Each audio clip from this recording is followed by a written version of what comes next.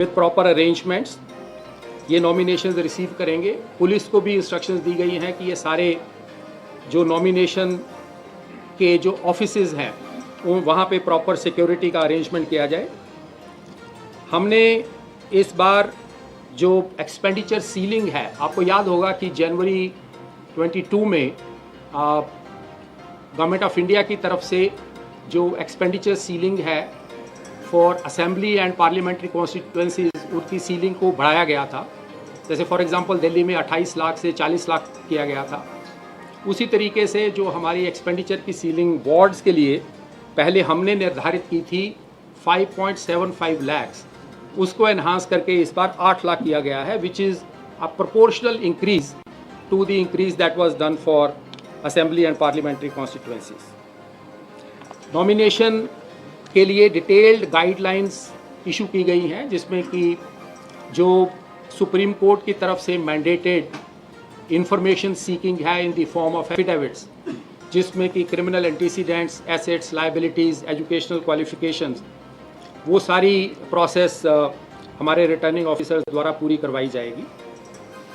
हमने इस बार दिल्ली में आईटी इनिशिएटिव्स कुछ स्पेसिफिकली एडिशनल लिए हैं, जिसके तहत एक निगम चुनाव Delhi app which any of you can also download, ये ऐप इस बार इंट्रोड्यूस की गई है, जिसमें कि कोई भी सिटीज़न अपने नाम को सर्च कर सकता है, वो पोलिंग स्टेशन को लोकेट कर सकता है, वो अपने कैंडिडेट्स और उनके बारे में जानकारी पता कर सकता है, कंप्लेंट्स फाइल कर सकता है। जैसे इलेक्शन कमीशन ऑफ इंडिया की सी विजिल ऐप थी, जिसमें लोग कहीं पे वायलेशन हो रही है उसका वीडियो अपलोड कर सकते हैं।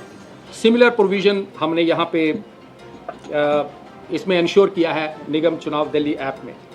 इसके अलावा एक पोर्टल होगा जो परमिशंस हैं जो कैंडिडेट्स या पॉलिटिकल पार्टीज़ लेंगे, उसकी ऑनलाइन व्यवस्था हमने की है। फ्रेंड्स, मैं इसके बाद अभी आपको जो इलेक्शन का हमारा शेड्यूल है वो बताऊंगा।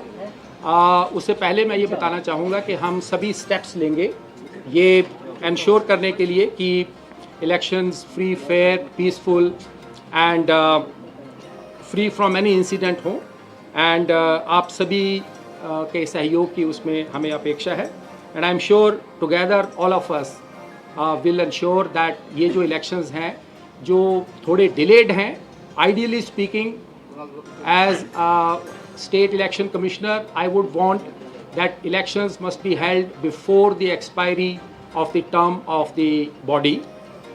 But under such circumstances which were unavoidable due to legislative changes, हमने minimum time के अंदर, and I think this is a record of sorts, जिसमें इतने कम समय के अंदर delimitation को भी पूरा करना और उसके बाद सारी इलेक्टोरल मैनेजमेंट्स को पूरा करना, ये काम हमारे सारे इलेक्टोरल मशीनरी ने मिलकर किया है। मैं इनफैक्ट आपके माध्यम से सारी इलेक्टोरल मशीनरी और सभी लोगों को उनको धन्यवाद देना चाहूँगा, and I would like to commend their action.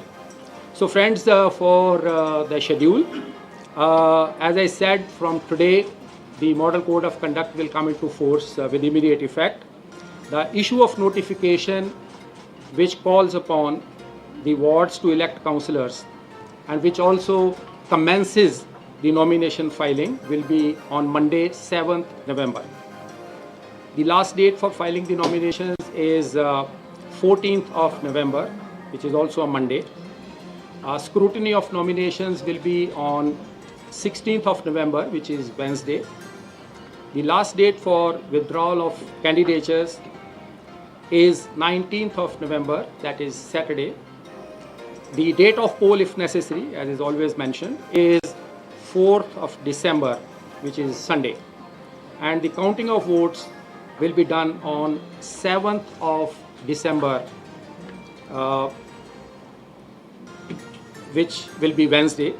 And the completion of the entire electoral process will be done by 15th of December, which is Thursday. And like the earlier times, the hours of poll, like the previous time, will be from 8 a.m. to 5:30 p.m. Thank you very much.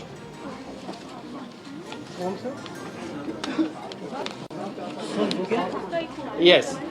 अभी आपको ये दिया जाएगा, it will be provided.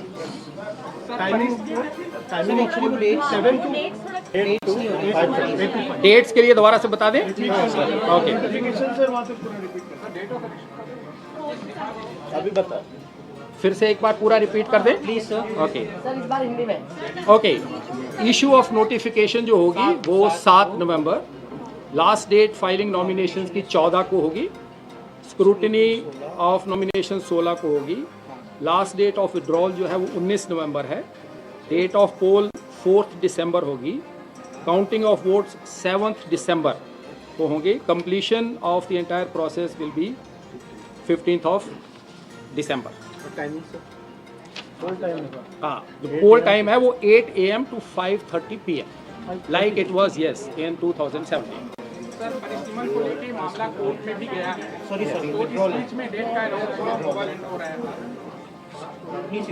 देखिए, there is no bar on the electoral process and electoral process has to in fact happen at the earliest.